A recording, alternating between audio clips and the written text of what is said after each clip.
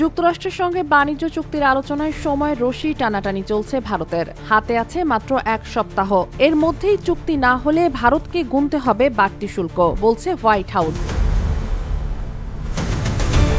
মার্কিন president Donald Trump জানিয়েছেন, আমরা ভারতের সঙ্গে একটি বিশেষ ধরনের বাণিজ্য চুক্তির পথে এগোচ্ছি, তবে ভারতকে তাদের বাজারে আমাদের জন্য খুলে দিতে হবে। যুক্তরাষ্ট্রের দাবি, ভারতকে কৃষি, ডেইরি ও জিএম পণ্যের উপর শুল্ক কমাতে হবে। এতে আমেরিকান পণ্যের প্রবেশ সহজ হবে, না হলে ভারতীয় পণ্যের আমদানি খরচ বাড়িয়ে দেওয়া হবে বলে হুঁশিয়ারি। এই নিয়ে ওয়াশিংটনে চলছে চূড়ান্ত দফার আলোচনা।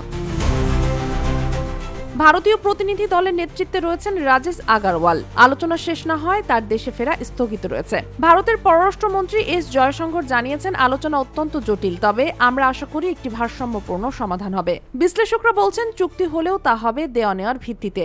ভারতের প্রধান আপত্তি কৃষি খাতে মার্কিন প্রবেশ, কারণ এতে ক্ষতিগ্রস্ত হবেন ভারতীয় কৃষকরা।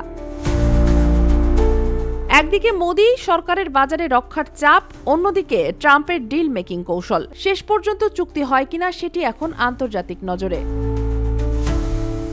Sheikh Masuma, daily hour, Bangladesh.